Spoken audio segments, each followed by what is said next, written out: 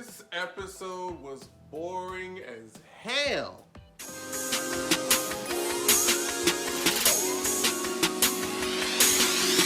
What's going on YouTube? Jamar, What's going on YouTube? Washington. This is Martin for here once again. What's going on YouTube? This is your boy Jamar here once again, here to do the recap of this week's episode of Love and Hip Hop Hollywood. Now, I'll be honest with y'all, I know I said the videos have been short, or will be short in the past. This right here, 10 minutes tops. I swear, because I crossed out so many things from my notes that I didn't even bother, because I'm just like, I ain't got much to really expand upon this. So we're gonna go ahead and get started. First thing I wanted to talk about, and really not even necessarily talk about, but more so ask a question, because Fizz is escorting April to this court hearing with Omarion about apparently what school that he can go to. Now, I don't have children. I've never been married. You know, I don't never had baby daddy, baby mama issues.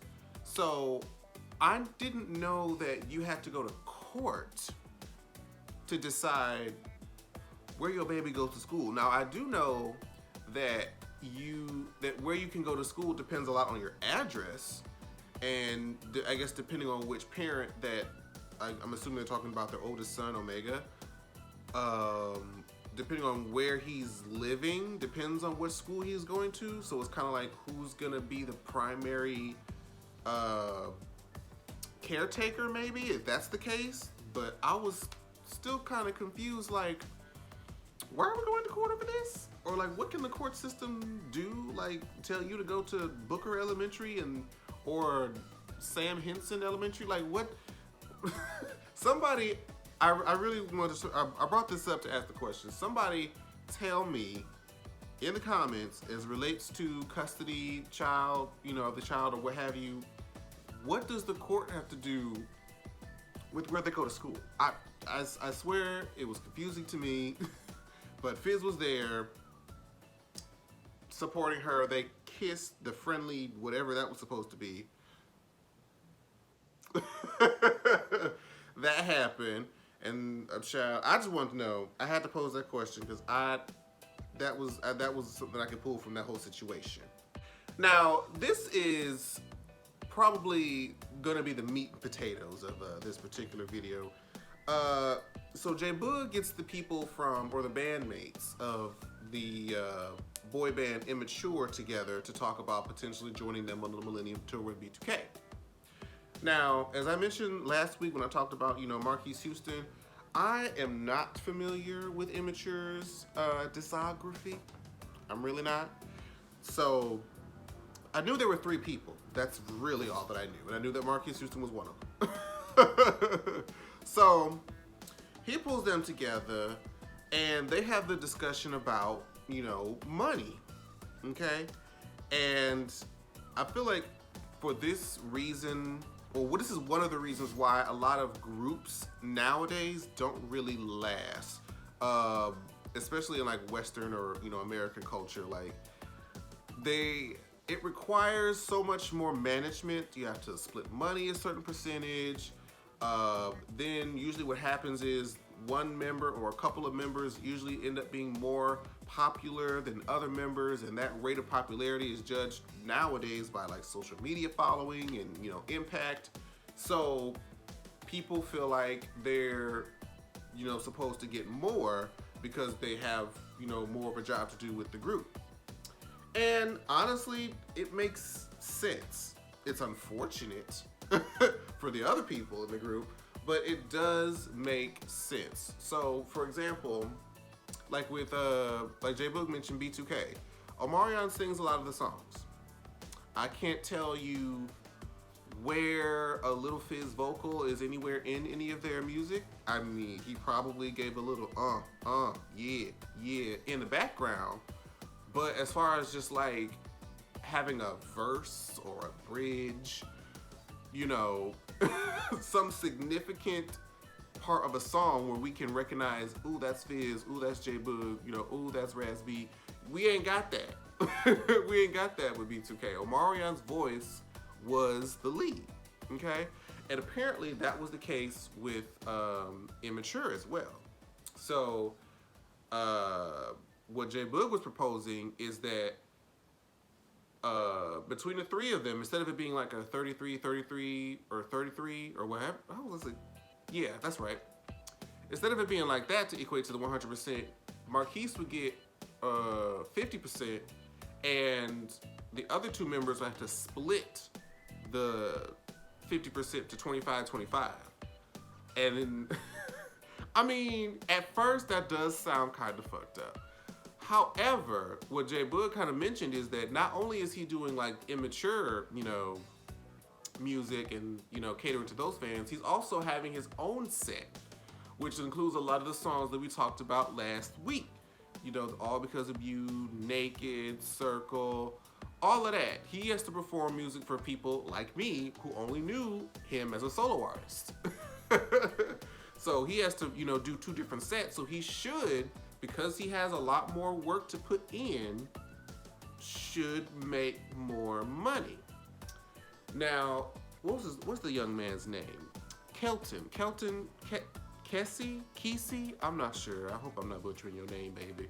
But he was not with the shit. He was like, look, if we not all making the same amount of money, I'm out. And I'm like, I see where you're going. I really do.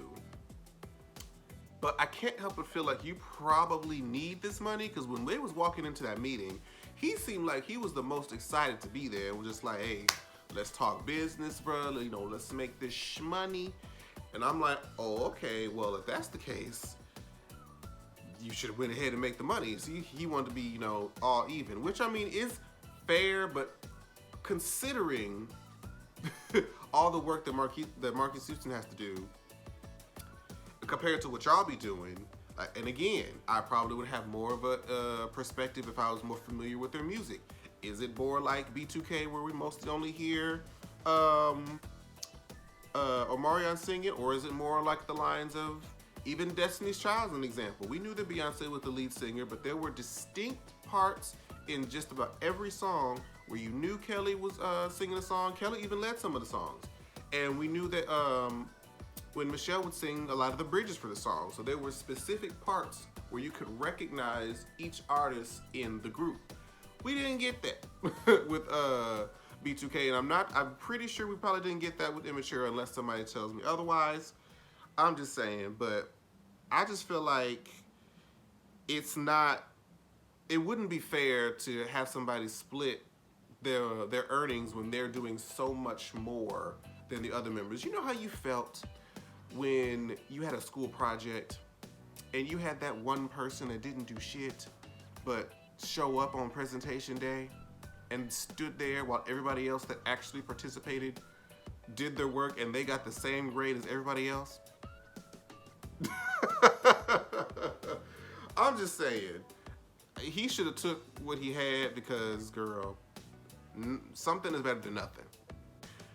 And the last thing I'm gonna talk about is this photo that Lyrica took with this Cookie Monster. Honey, on one end, yes, it's her body. Yes, she should be able to, have free expression of herself and that and forth. However, I feel like the timing of this, because of what happened with Summer Bunny and your husband, it seems like it's a vindictive move, not so much of a move of liberation. I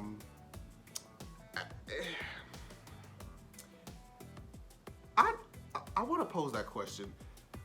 When women take pictures like that, do you guys usually lean more towards the, this is my body, this is me being able to freely express myself without being nude? Or does it come off as attention seeking? I really want to know that in the comments, because I'm kind of torn with how I feel about it, because I feel like depending on which photo I look at and what I know about the person, I can kind of determine whether or not I feel like it's an attention seeking move, or somebody who's just expressive with their body, free spirited, if you will. But be that as it may, A1 wasn't with shit, okay? So he was telling his mom about it, and Lyrica's in the back, just so happened to be in the back, Mona child. Just so happened to be in the back, listening to them talking about this picture and how she's doing this, how she's being fast, what have you. It's not right. She has kids. She's a mom, and there's still that stigma, like, as soon as a woman has a child, all of a sudden she can't be sexy no more because she's a mom. And I'm like, I mean, just 9 months ago, before she was pregnant, she could be sexy. But 9 months later, even though she's had the baby and she's still with that same, relatively the same body, she can't be sexy no more? I never really agreed with that. But be that as it may, A1 and their mom, they're like making jokes, and she's trying to be like, well, why are you talking about me in this photo? Why don't we talk about your son talking to this broad over FaceTime? Well, I'm supposed to be, well, it wasn't when they were pregnant, but we supposed to be renewed our vows and all this stuff, and here we're just talking on FaceTime with this bitch, and she's trying to take it, more serious, but they over there making jokes, and he's trying to say, I haven't done perfect, but neither, have you. So she leaves. She's like, I'm done, I'm through, whatever. She storms off. At the same time, just so happened, she goes on Instagram, and I guess Summer Bunny is on live talking to Zell Swag, talking about, oh, this Lyrica bitch needs to keep my name out her mouth. I can't control no married man, and blah, blah, blah, blah, blah, blah, blah. I mean, yes, that's true. If it comes to, extramarital affairs, the wife should definitely charge her husband. But as a woman, especially if you know that person is married, that makes you trash too, okay? That means you had no respect for the other woman involved, and probably not too much respect for yourself, bitch. So that whole, oh, I can't control a married man. No, you can't, but you can control yourself. Amen? I'm just saying. But that just so happens to be, happening at the same time. And of course, Lyrica's like, what is this? Who is this person? Why are they talking about me? Blah, blah, blah. So then they FaceTime Zell Swag, but like, bruh, what's the tea? Like, what's going on? Why you on FaceTime, or why you on Instagram Live talking to this bitch about me and blah, blah, blah, blah, blah. And I guess, they was like, Lyrica was asking, like, what about loyalty? I'm like, I don't remember. Are Zell Swag and Lyrica friends?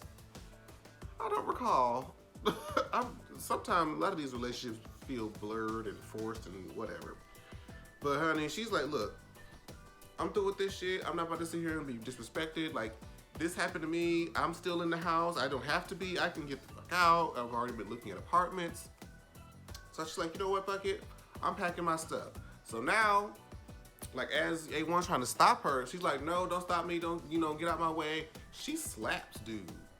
She slaps A1 and just like, oh, so now you're doing too much, blah, blah, blah, blah, blah. So she's just feeding, going off. And he's like, look, let me go. I'm going to come back. I'm going to get the rest of my stuff. This is just the overnight bag, blah, blah, blah. And I'm just like, child, Lyrica, you've done this so many times. And that's one of the things about these love and hip hop shows that does kind of frustrate me, is that there's always that couple who's on this show for seasons and seasons and seasons, who always do this whole, oh, he's cheated, oh, I'm gonna leave, oh, I miss him, oh, I'm kind of sad, oh, we're gonna work it out, and then the cycle continues. I don't want to hear you, if you leave, I don't want to hear you say nothing else about, oh, how badly you miss him, or, oh, this, that, and the fourth. If you leave, stay gone. Because you can't keep leaving, coming back, leaving, coming back, and then we just supposed to try to support you each time. It's like, no, bitch. Make up your mind. If you gonna stay gone, stay gone. If you gonna stay, stay. All right? Because this whole back and forth stuff is for the birds, honey. But honestly, that was the episode, y'all. There really wasn't much to it. I'm hoping that next week it gives me something a little bit better to talk about, but I gave you what I could. If you like what you saw, I hope you enjoy it. Like, comment, and subscribe if you're new. Also, if you do subscribe, make sure you click the bell so you get the notification whenever I upload anything on this channel. My name is Jamar84, Jamar84 across all social media platforms, Instagram, Twitter, the Facebook fan page. Hit me up and let's talk. Let me know what your thoughts are on the episode in the comments below, and I'll be talking with you down there. All right, guys. Peace out. Like, share, subscribe. Jamar. Washington.